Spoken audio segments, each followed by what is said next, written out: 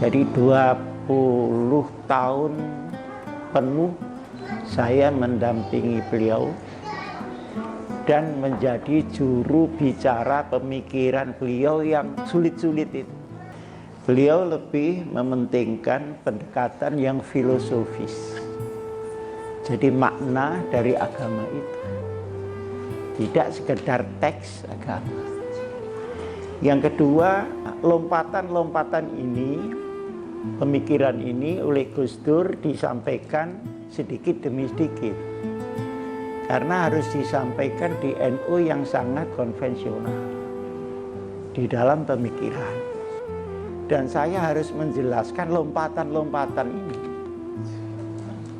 Jadi ketika beliau mengajar agama Islam di gereja, itu ribut kiai-kiai, dan yang dimarahi itu saya.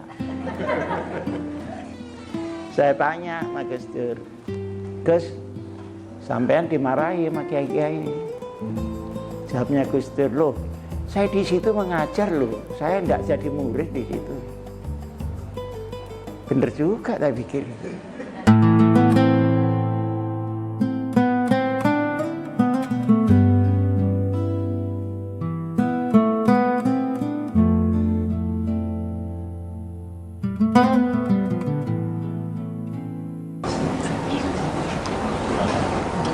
Assalamualaikum warahmatullahi wabarakatuh.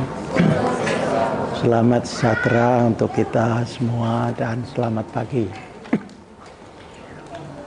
I would like to speak Indonesian because a lot of audience is Indonesian. And to make no error in my speech, if there is an error, it depends to the interpreter, not to me.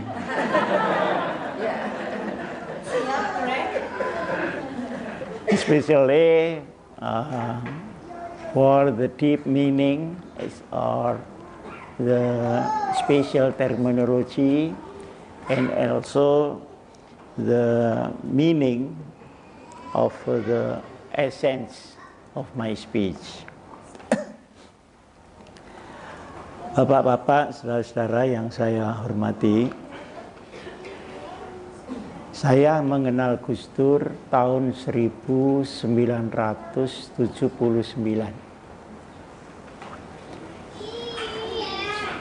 dan terus bersama beliau sampai dengan 1999.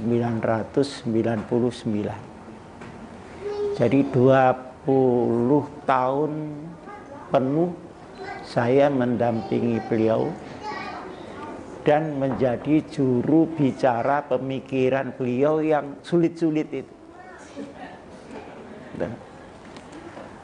Ketika tahun 1979 beliau baru datang dari luar negeri, kemudian ketemu di muktamar NU di Semarang. Saya sudah ketua cabang NU dari Malang, beliau belum masuk NU. Jadi NU-nya saya lebih dulu dari NU-nya Gus Dur. Nah, mulai itu terus saya bersama beliau sampai 79 ketika beliau jadi presiden. Dan setelah jadi presiden ada pembagian kerja, beliau yang memimpin politik dan saya yang memimpin Nahdlatul Ulama. Yang saya tahu dari Gus Dur ini berbeda dengan yang lain di dalam membawakan agama. Baik di dalam NU, di dalam umat Islam, di dalam Indonesia, dan di dunia. Beliau lebih mementingkan pendekatan yang filosofis. Jadi makna dari agama itu tidak sekedar teks agama. Yang kedua, pendekatan etis, di mana agama ditampilkan sebagai kesopanan universal. Yang ketiga, beliau bahwa agama secara humanis, sehingga agama harus wujud di dalam sebuah persaudaraan kemanusiaan yang utuh. Nah, ketiga pendekatan ini mengalahkan pendekatan legal formal di dalam agama. Jadi tidak terlalu memikirkan ini halal atau haram, tapi yang sebaiknya untuk manusia seperti apa. Nah, lompatan-lompatan ini, pemikiran ini oleh Gus Dur disampaikan sedikit demi sedikit. Karena harus disampaikan di NU yang sangat konvensional di dalam pemikiran. Nah, beliau selalu berceramah dengan saya, dan saya harus menjelaskan lompatan-lompatan ini.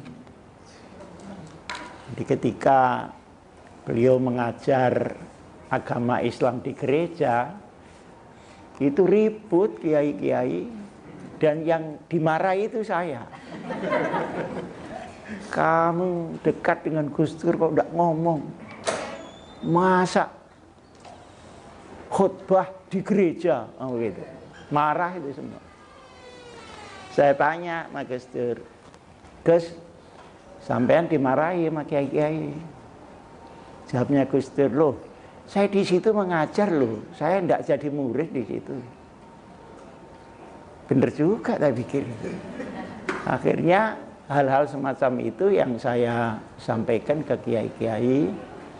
Nah, pendekatan tiga ini menjadikan Gus Dur tidak bertumbuh kepada fikih agama, tapi bertumbuh kepada esensi agama itu. Nah, yang dipegangi tidak pernah lepas adalah teologi. Teologi ini tidak dilepaskan sama sekali oleh Gus Dur. Tapi wujud dari teologi itu harus berupa humanitas, etika, dan filosofi daripada agama-agama. Menurut Gus Dur, agama-agama itu semuanya sama kecuali teologinya. Maka yang sama jangan dibedakan, tapi yang beda tidak usah dipaksakan sama. Sehingga dengan demikian maka akan terjadi persaudaraan yang sejati, bukan hanya persaudaraan strategis atau persaudaraan politis. Nah, setelah berjalan 79, 5 tahun setelah itu, Gus Dur mulai menerapkan ide-idenya di dalam NU. Ide-idenya di dalam NU ini pada tahun 1984. Saya ketika itu ketua Ansor Jawa Timur yang menjadi ketua panitia Muktamar ke-27 itu. Gus Dur ketika itu belum jadi ketua umum PBNU, masih menjadi wakil sekretaris Dewan Syuriah. Nah, ide-idenya Gus Dur adalah satu, bahwa untuk tingkat nasional NU harus dinasionalkan, maka harus diterima filsafat Pancasila.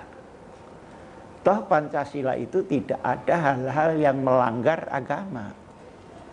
Agama pun kalau difilosofikan akan terdapat butir Pancasila itu. Yang kedua, Nahdlatul Ulama harus dipisahkan dengan partai politik yang bergerak di politik praktis. Karena pada waktu itu masih menjadi bagian dari Partai Persatuan Pembangunan. Untuk apa? Supaya kemurnian pemikiran itu tidak dipersempit dengan orang mencari kekuasaan. Yang ketiga, menegaskan NU sebagai civil society yang mengembangkan mabadi khairu ummah, artinya mengembangkan sumber-sumber kekuatan civil society. Misalnya ekonomi, pendidikan, kemudian budaya, dan apa saja yang bermanfaat kepada masyarakat. Sehingga dengan demikian tidak boleh ada jarak antara NU dengan negara. Ini satu lompatan luar biasa. Karena ketika itu NU menjadi bagian dari partai, partai ini bukan partai pemerintah, sehingga selalu oposisi. Nah, dengan demikian pemikiran NU tidak bisa dimasukkan di dalam bangsa secara utuh, tetapi hanya terbatas kepada partai politik itu. Nah, ini pemikiran yang disampaikan Gus Dur ini tidak gampang diterima oleh para ulama. Kenapa? Karena ulama masih memerlukan justifikasi legal formal hukum fikih tentang ide-ide ini. Jadi ulama itu kalau nggak ada dalilnya itu nggak mau gitu. Jadi begini itu harus ada qala Rasulullah Sallallahu Alaihi Wasallam, ya, seperti Profesor Nadir tadi lah, qala Rasulullah begitu. Nah, untuk ini ada ulama yang sangat berjasa bagaimana melakukan justifikasi pemikiran Gus Dur itu di dalam konteks legal formal. Beliau adalah Kiai Haji Ahmad Siddiq dari Jember. Nah, salah satu kecerdasan Kiai Ahmad Siddiq adalah bahwa beliau tidak menggunakan referensi negara Islam, tapi referensi Piagam Madinah Charter pada waktu tahun kedua Hijrah Rasulullah sendiri yang membuat referendum kota Madinah itu. Dan ketika itu referendum kota Madinah tidak berisi bentuk negara, tapi berisi makna dan esensi negara itu. Ini di dalam Mitsaqul Madinah. Isinya antara lain banyak, di situ ada 47 pasal, tapi saya tidak hafal karena memang bukan untuk dihafalkan. Jadi bukan peribahasa, jadi tidak usah dihafalkan. Yang pertama, persaudaraan di kalangan kaum muslimin sendiri. Jadi problem itu tidak berada pada Islam, tapi berada pada kaum muslimin. Nah, tapi karena kaum muslimin problematik, dianggapnya Islamnya yang problematik. Karena di orang Islam ada Habib Rizik, nah misalnya, maka dikiranya Islam itu semua seperti Habib Rizik. Padahal problem Islam itu tidak pada ajaran, pada serapan ajaran itu dari umatnya sendiri. Yang kedua, persaudaraan lintas agama. Ini dibakukan oleh Rasulullah. Bagaimana hubungannya dengan Kristen, Katolik, Yahudi, dan agama-agama lokal. Sekalipun di situ ada mereka minoritas. Nah, caranya adalah bahwa untuk urusan ideologi, urusan transendental, masing-masing pada pendiriannya sendiri tidak usah dicampuri. Tapi pada pembangunan sosial harus dilakukan bersama-sama. Pembangunan prasarana, pembangunan keamanan, pembangunan gedung-gedung, pembangunan teknologi, itu tidak peduli Islam atau Kristen. Karena menurut penjelasan di Madinah Charter itu, Tuhan memberikan kerahmatan itu untuk semua hambanya, tidak peduli agama apa saja. Misalnya begini, orang Kristen sekolah dokter, ya jadi dokter. Tapi orang NU enggak sekolah dokter, ya jadi dukun. Artinya apa? Artinya bahwa ilmu kedokteran itu diberikan kepada semuanya. Nah, kalau diberikan oleh Yang Maha Kuasa semuanya, ada apa kita membatasi? Sesuatu yang tidak logis. Nah, tetapi hal-hal yang memang beda, ya biar beda. Jadilah la ilaha illallah, ya sudah itu. Anda menggunakan yang lain, ya monggo. Tetapi dalam konteks civil society, dia membangun bersama-sama. Itu yang menentukan itu Nabi Muhammad loh, bukan Muhammad belakangan ini. Berarti kan autentik itu. Itu autentik. Nah, kemudian hak-hak sipil diberikan kepada non-muslim penuh. Hak perlindungan, hak kesehatan, hak intelektual, kehormatan, hak warga negaranya. Misalnya kalau bahasa sekarang KTP-nya, tidak ada masalah. Satu yang tidak boleh adalah merusak tata nilai daripada Islam itu sendiri. Dan untuk hukum diperlakukan sama. Kalau orang non-muslim bersalah di negara itu, maka dia dihukum sama dengan kalau orang muslim berbuat salah. Saya juga heran, kenapa orang Islam gampang membunuh? Karena di negara yang Islam pun membunuh itu dia harus dihukum mati. Seandainya agama itu jalan. Sehingga Rasulullah menyampaikan semua harus sama di depan hukum, sekalipun anak saya. Sekalipun anak saya melanggar, dia harus dihukum.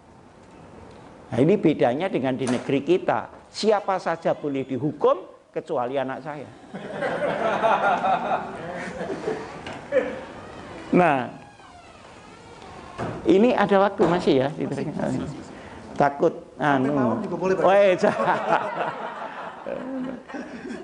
Nah, kemudian jadi tidak ada masalah perbedaan ekonomi, perbedaan hak politik, perbedaan hak budaya. Ini yang diperjuangkan Gus Dur. Dan orang Islam kaget karena sudah terlanjur di Timur Tengah dikotak menurut bentuk negara Islam, bukan esensi daripada Islam. Bahkan di situ ada catatan banyak nilai-nilai Islami yang berada di negara non-Muslim dan banyak nilai-nilai yang tidak Islami berada di negara Islam. Saya kalau ke Jepang, ke Korea ini ukuran mesti persis. Tidak mungkin memalsu. Timbangan, kualitas. Malah di mana itu di Taiwan itu kalau ada barang ketinggalan di bandara apa balik mesti karena mengembalikan itu uang negara. Tidak mengembalikan itu kriminal. Itu negara non-muslim. Barang yang hilang ketemu semua. Nah, di negara muslim seperti Indonesia, barang yang ada hilang semua.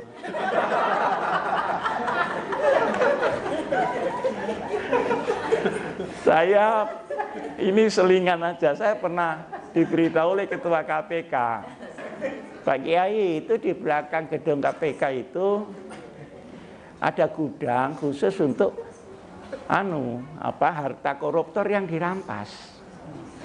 Loh, itu loh dikorupsi lagi. Jadi ada korupsi di atas korupsi. Negara ini kira-kira yang melakukan itu Islam apa tidak? Jadi problemnya tidak pada Islam. Tapi sayang selalu saja yang disalahkan Islamnya. Kasihan Islam itu. Nah, kemudian jadi tadi masalah hukum itu semua equal before law. Nah, yang selanjutnya keempat adalah penataan ekonomi. Penataan ekonomi itu yang diatur hanya pemerataan oleh negara, dan yang kedua kesempatan dan kualitas rakyat untuk mengambil rezeki itu. Negara berkewajiban untuk membuat pemerataan di dalam sistemnya. Kalau tidak, maka negara itu salah. Dan negara itu terancam kekacauan. Pemerataan untuk sektor-sektor penting, misalnya soal keamanan, soal agama, soal kemiskinan, dan sebagainya, hak-hak sipil, dan sebagainya itu merata, tapi tidak sama. Kalau hukum tadi kan sama rata, sama rasa. Ini sama-sama merasakan kalau ekonomi itu. Tidak mungkin orang yang tambal ban lalu minta rezeki sama dengan pabrik ban, kan tidak mungkin. Kecuali orang stres. Tetapi dia harus punya kesempatan yang sama untuk mencari rezeki. Halal, toyib, toyib itu artinya cocok. Berkah, berkah artinya rezeki itu mengakibatkan keluhuran manusia, bukan mengakibatkan kemerosotan manusia. Ya itu saja, selebihnya mau dikasih nama apa silahkan. Tapi pokoknya ini rata. Nah, sekarang yang kita lihat adalah sentralisasi ekonomi, kapitalisasi ekonomi, atau orang tidak boleh berekonomi sama sekali. Sehingga sebetulnya Islam tidak menentukan nama daripada sebuah sistem ekonomi, tapi dia merata atau tidak merata. Yang paling menarik adalah yang kelima, adat istiadat, budaya, suku ini dipersilahkan berkembang selama tidak bertentangan dengan ideologi. Jadi tidak benar kalau Islam tidak bisa memasuki daerah budaya. Jadi kita bisa berbudaya apapun asal dia dalam kerangka ini. Karena ada budaya yang merontokkan martabat manusia. Saya sendiri secara pribadi mungkin berbeda dengan bapak-bapak. Saya seperti LGBT itu saya tidak setuju. Kok laki-laki mau kawin dengan laki-laki itu mau apa dia? Dia itu mau kawin apa mau olahraga?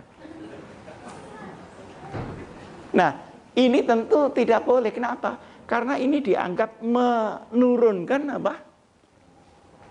martabat itu sendiri.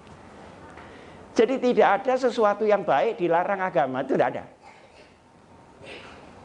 Nah, seperti adat istiadat, suku dan sebagainya semua dipersilahkan berkembang. Jadi di luar yang ditentukan itu diserahkan kepada budaya. Nah, oleh karenanya maka di dunia Islam ini ada kebingungan. Seakan-akan orang lain melihat Islam ini kok tidak toleran kepada budaya.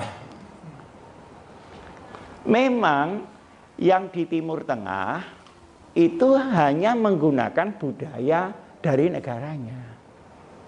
Nah, setelah Timur Tengah pindah ke Indonesia, nah, budayanya kan beda. Seperti di Arab, itu kalau dipegang kepalanya begini kan sopan saja. Dipegang janggutnya malah itu cinta kasih, ya, gitu. Tapi kalau diceblek pantatnya marah dia, karena onderdilnya ada di situ. Satu contoh begitu.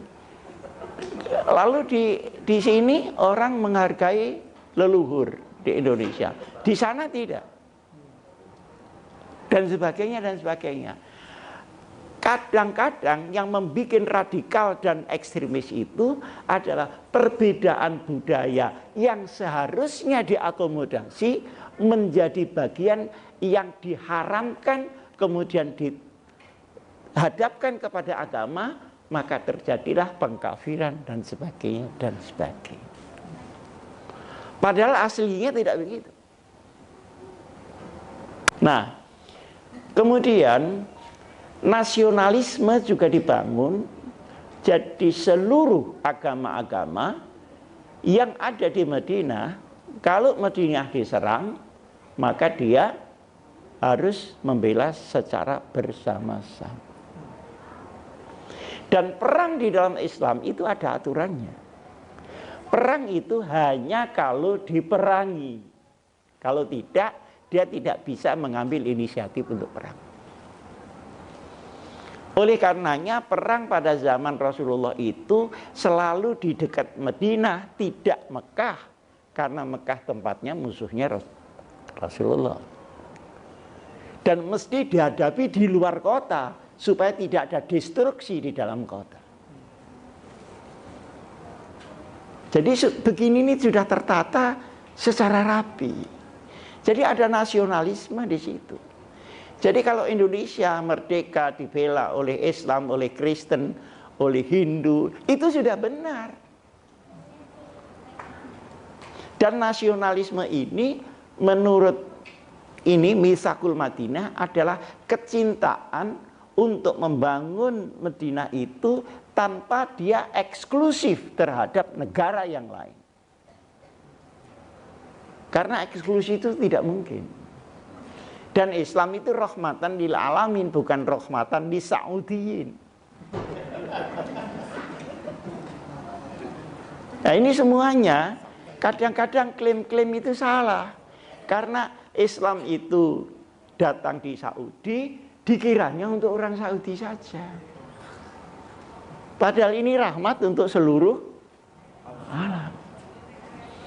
Bahkan yang non-muslim juga akan terlindungi ketika Islam itu etis, seperti yang tadi disebutkan oleh Gus Dur, filosofis, kemudian humanis. Dia akan mendapatkan perlindungan dari tegaknya syariat ini. Nah, minoritas selalu dilindungi. Nah, ini juga Gus Dur, di mana-mana minoritas. Tapi minoritas ini yang dimaksud orang yang lemah karena jumlahnya sedikit.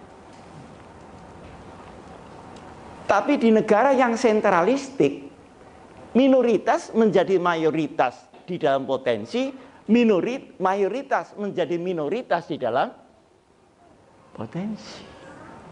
Ini harus dibedakan. Di Indonesia, ekonomi Indonesia yang 80% dikuasai 2,3% penduduk. Sementara yang 20% dibagi 240 juta penduduk. Ini yang minoritas yang mana? Minoritas dalam jumlah ataukah minoritas dalam potensi? Nah, kalau minoritas dalam potensi, dia harus diratakan itu. Nah, kalau dia minoritas tapi mayoritas di dalam potensi, dia juga tidak boleh mengambil begitu saja seluruh kekuatan resources daripada negara itu. Ini sudah sangat gamblang ini. Dan kelihatannya Gus Dur berangkatnya dari situ, tapi tidak pakai dalil gitu loh ya. Karena Gus Dur itu kan tidak suka pakai dalil itu. Gus sampean kok tidak pernah dalil, seperti orang Arab saja gitu. Orang Arab itu kalau ngomong-ngomongan tuh dalil aja Bu. Nah dikiranya oleh orang Indonesia bahasa Arab itu dapat pahala, lah ini repotnya.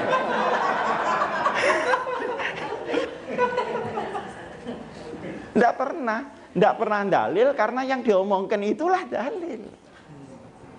Jadi ketika ini dipindahkan ke ulama-ulama, gitu ya, dipindahkan ke ulama-ulama NU yang begitu itu konvensionalnya, kaget. Tapi kemudian ada ratifikasi dari Kiai Haji Ahmad Siddiq ini. Dan ada garantornya, namanya Kiai Asad Samsul Arifin. Saya yang tanggung jawab. Kalau ini nanti di hadapan Allah salah, saya yang akan bertanggung jawab kepada Allah Subhanahu wa taala. Gitu-gitu masih jalan di NU itu. Kalau di sini diceritakan aneh-aneh saja. Ini masih jalan. Garantor itu. Sudah beritahu seluruh umat. Kalau ini salah, saya bertanggung jawab kepada Allah Subhanahu wa taala. Maka reda itu semua. Maka satu-satunya organisasi yang menerima Pancasila paling awal adalah NU. Nah, setelah 84 ini berjalan 10 tahun, Gus Dur memimpin NU, mulailah ada tanda-tanda reformasi. Nah, tanda-tanda reformasi ini di Indonesia menarik Gus Dur supaya saya mau jadi presiden Pak Hasyim. Loh, ngipi kapan? Itu betul, jangan percaya boleh. Pokoknya saya ingin jadi presiden dan jadi. Ya Allah, amin, amin, amin, gimana gitu aja. Karena tidak masuk akal saya. Dari mana jadi presiden ini? Tapi begitulah yang Maha Kuasa kalau ngatur. Begitu ada konflik antara kanan dan kiri yang keras, maka moderasi Gus Dur ini yang dipakai. Di samping beliau melakukan demokratisasi tanpa mengenal takut. Karena itu perpindahan dari rezim militer ke rezim sipil. Siapa yang berani berada di depan? Dulu itu sangat takut sama militer dulu, tapi sekarang militernya yang takut. Itulah dunia. Dulu itu kalau orang takut, zaman Pak Harto itu rumahnya ditulisi keluarga ABRI. Bener enggak? Kalau iya stiker, kalau enggak ada keluarga ABRI ya paling tidak tetangga ABRI. Tetangga jenderal. Begitu. Tapi demikianlah dunia ini berputar. Sekarang selama 16 tahun posisi militer ini belum dioptimalkan fungsinya. Itu juga masalah nanti di belakang hari. Jadi perlu ada proporsionalisasi potensi-potensi yang ada di sebuah negara. Nah, akhirnya jadi presiden. Nah, setelah jadi presiden, saya itu tanya, Gus, untuk apa bikin partai? Kan tempo hari kita sepakat 84 khitoh keluar dari partai. Sekarang kok mau bikin gimana? Gini Pak Hasyim, jangan rame-rame. Ini negara ini mau kalah ini. Akan diganti reformasi yang sipil dan itu pilarnya nanti partai. Nah, kalau kita tidak ada di situ, kita tidak terwakili. Lah terus bagaimana hubungannya dengan kita? Ya sendiri-sendiri. Yang partai boleh orang NU tapi pakai mindset partai. Yang di NU tetap pakai mindset NU tadi. Bener itu saya bilang gitu. Iya. Nah sekarang gini aja, Gus Dur milih mana? Ini Pak Sim, saya akan mimpin partai karena saya mau jadi presiden. Lalu saya bagian apa? NU saja sampai ini. Maka akhirnya janjian. Ya sudah, saya tidak akan masuk jadi pengurus PKB. Tapi sampean juga tidak usah masuk jadi pengurus NU. Salaman. Nah, mulai itu karena beliau jadi presiden yang ngerubung kan banyak. Ini sudah ganti orang sudah. Saya sudah lillahi ta'ala aja. Jalan garang ketemu sudah. Gitu. Karena kalau ketemu Gus Dur ketika itu sudah tidak ngomong NU, nggak ngomong PKB, ngomong proyek aja di mana-mana. Sebagai mestinya seorang penguasa. Nah, jadi posisi NU ini banyak sekali yang dibangun oleh Gus Dur. Tapi tidak semua. Ketika Gus Dur akan jadi presiden, beliau tidak hanya mempunyai pemikiran, tapi mempunyai strategi untuk jadi presiden itu. Nah, seorang yang ingin jadi presiden, dia harus mempunyai jaringan internasional yang luar biasa kuatnya. Nah, jaringan internasional itu sebetulnya itu masalah strategis dan masalah taktis, bukan masalah pemikiran. Jadi kalau kemudian ikut yayasan Simon Peres, saya suruh ngantarkan ke Vatikan, tidak tahu berapa kali, udah lupa. Itu semuanya strategi. Nah, anak-anak yang Gus Durian ini tidak bisa membedakan karena tidak bareng. Dikiranya itu juga ajarannya Gus Dur. Nah, hebatnya Gus Durian ini lebih Gus Dur dari Gus Durnya sendiri.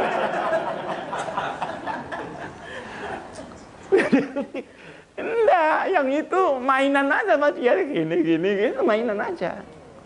Nah, di samping karena humanitasnya, banyak orang lain yang menulis tentang Gus Dur. Nah, menulis tentang Gus Dur itu ada tulisan biasa, ada tulisan yang bersifat ajaran. Lalu tulisan orang lain itu yang belum tentu cocok dengan pemikiran Gus Dur dianggap inilah Gus Dur, inilah Islam yang benar. Padahal ditulis oleh orang yang belum mengerti Islam. Nah, ini semua harus dipilah kan gitu. Harus dipilah. Tetapi yang terang, humanitas, filosofis, etis, ini menjadi pijakan Gus Dur melebihi pemikiran legal formal. Misalnya contohnya gini, Pak Sim, orang zakat itu kan maksudnya kan semua biar dapat rezeki lumayan. Ya. Nah kalau semua sudah dapat lumayan, masa perlu zakat lagi? Kan jarang orang berpikir begitu. Dan sekarang ini orang ribut zakat tapi miskin semua.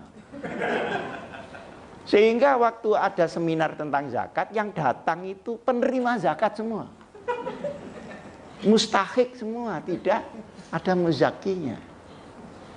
Nah kan lebih baik loncat ke sana daripada kita ribut tentang formulasi. Nah ini benar, kalau ini memang pemikiran Gus Dur. Misalnya politik yang penting kan amanat. Perkara nama, perkara ini, perkara itu kan soal lain. Kenapa mesti kita rebut dengan orang lain hanya karena format-format? Nah, ini ada beberapa hal yang saya catat tentang Gus Dur ini. Kemudian Gus Dur tahun 99 jadi presiden, tapi Kemudian karena Gus Dur mempunyai prinsip, ya seperti di NU tadi itu, mempunyai prinsip yang tidak gampang diterima oleh pemikiran para politisi, maka jadi problem di situ. Nah, kalau di NU ini sungkan sama Gus Dur karena Gus Dur itu cucunya pendiri NU. Bareng di politik ini tidak ada sungkannya sama Gus Dur. Karena ini masalah kekuasaan. Maka terjadilah pemakzulan itu tadi. Nah, di samping ada apa ya? Ada penjerumusan ya. Sehingga beliau mengeluarkan dekrit. Nah, justru karena dekrit itu lalu jadi alasan untuk jatuh. Nah, sehingga disinilah pentingnya seorang pemimpin itu pada lingkungan siapa yang membantunya. Karena jatuh atau martabat pemimpin itu mesti akan bermula dari pembantu dekatnya.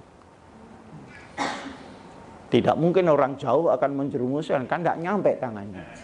Kan yang dekat-dekat ini, yang sulit dibedakan marah ngerangkul dan mana meeting.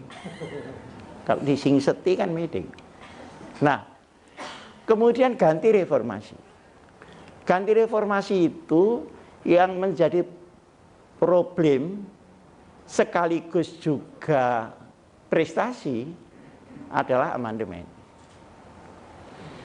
Amandemen ini ada dua alternatif ketika itu. Indonesia ini milih mana? Demokrasi apa welfare?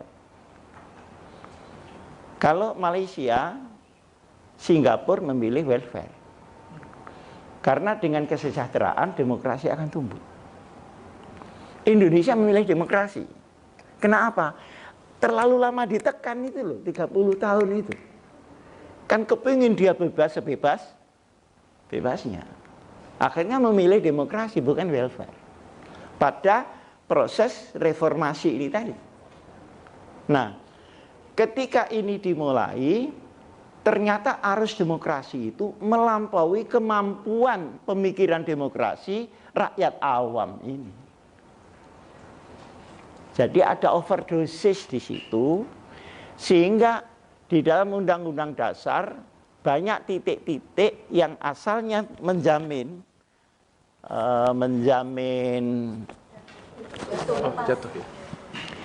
yang asalnya menjamin kemerataan, menjamin kontrol dan sebagainya menjadi hilang. Gampangnya kalau zaman Pak Harto itu ruangan Indonesia terlalu pengap karena semuanya tertutup. Nah, reformasi semuanya dibuka jendela sehingga masuk angin.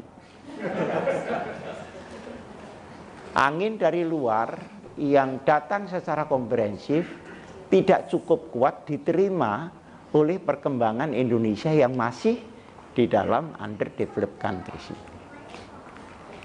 Nah, disinilah maka di bawah Undang-Undang Dasar yang misalnya pasal 33 tentang ekonomi, tentang ini bocor, banyak yang bocor, maka pada tingkat undang-undang kebocoran itu menjadi meluas.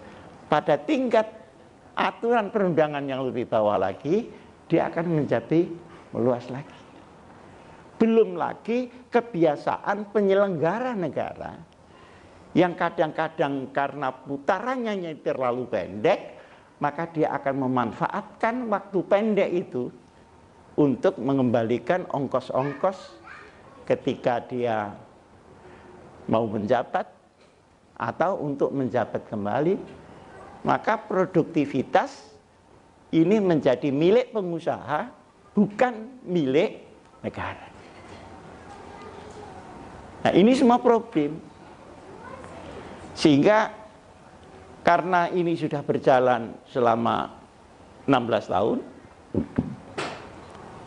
TNI juga belum optimal difungsikan, lebih banyak diberikan kepada polisi. Kemudian partai-partai itu rekrutmennya juga tidak ada standarisasi. Padahal mereka lah yang mengisi parlemen. Parlemen itu pekerjaannya menguji orang, padahal dia sendiri masuk tidak pakai ujian. Fit and proper test terus kerjaannya, tapi dia sendiri tidak pernah masuk dengan fit and proper test. Proses masuknya cukup dengan manuver-manuver dan sebagainya, bukan pada standarisasi loyalitas, ideologi dan sebagainya. Nah, ini kemudian terjadilah hal-hal seperti sekarang ini. Nah, karena terjadi seperti sekarang ini, banyak yang menginginkan kembali ke Undang-Undang Dasar 45 supaya unity itu bisa dibentuk dalam diversity. Sekarang itu diversity in diversity. Bukan unity of diversity. Jadi bineka-bineka, jika lagi bineka tunggal ika. Padahal yang sulit kan tunggal ikanya ini. Dalam format apa tunggal ika bisa disatukan?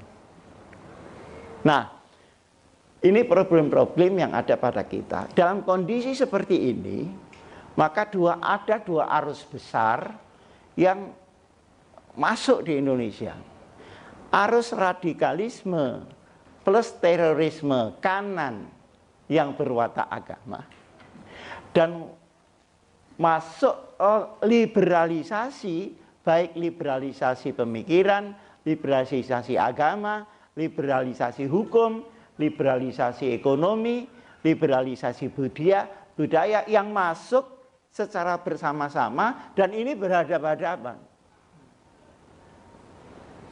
Nah, ketika berhadapan-hadapan, maka kemudian silih berganti mencari peluang. Misalnya, sekarang di dunia ini tidak lagi bipolar, tetapi sudah monopolar. Dulu Barat dengan Timur sendiri-sendiri. Sekarang Barat dan Timur sama-sama cari rezeki, begitu kira-kira. Gampangnya omongan kan gitu. Jadi dulu Timur dan Barat sendiri-sendiri mengerek bendera ideologi kapitalisme, komunisme. Sekarang komunisme sak kapitalismenya cari rezeki bersama-sama. Nah, yang menjadi sasaran adalah daerah khatulistiwa yang memang menyimpan energi itu, termasuk di dalamnya Indonesia. Maka antara ideologi liberal dengan ekonomi liberal dengan hukum yang liberal ini masuk secara seragam. Saya akan mengambil contoh bagaimana seorang bisa menguasai di Indonesia 2 juta hektar satu orang tanah. Sementara bapak-bapak yang dari Monas nanti pulang ke Jakarta cari satu kapling tidak ketemu. Untuk rumah saja. Nah, sekarang liberalisasi hukum.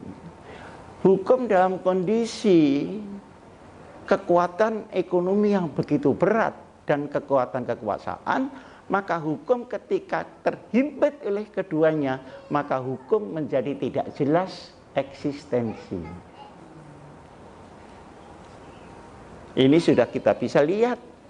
Sehingga rakyat ini sulit mencari keadilan, karena untuk keadilan dia harus membayar pengacara.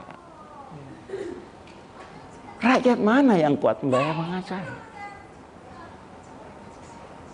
Nah, sementara hukum menjadi haknya kaum elit yang berduit, tidak lagi orang-orang terlindungi secara baik. Politik misalnya, sama. Jadi politik itu mestinya ada standarisasi, 1, kompetensi, 2, loyalitas, integritas, dan sebagainya. Ini tidak terjadi. Sehingga arus yang masuk di parlemen itu heterogen. Padahal disitulah yang membuat undang-undang. Sementara presiden dituntut terus untuk begini-begini, padahal kemampuan presiden tidak full seperti dulu pada waktu Undang-Undang Dasar 45. Semua mintanya kan ke presiden. Padahal undang-undangnya ada di parlemen. Nanti di sini undang-undang di parlemen masih diuji di MK. Sehingga masalah-masalah sistemik seperti ini menyulitkan. Inilah maka ketika dua kekuatan itu bentur, maka kalau ada pemicu sedikit terjadi sebuah gejolak. Nah, di sini diperlukan selain ketegasan pemimpin adalah kearifan di dalam menjaga Indonesia tetap tidak ke kiri dan ke kanan, tapi kepada Pancasila yang benar-benar Pancasila. Sekian, terima kasih. Assalamualaikum warahmatullahi wabarakatuh.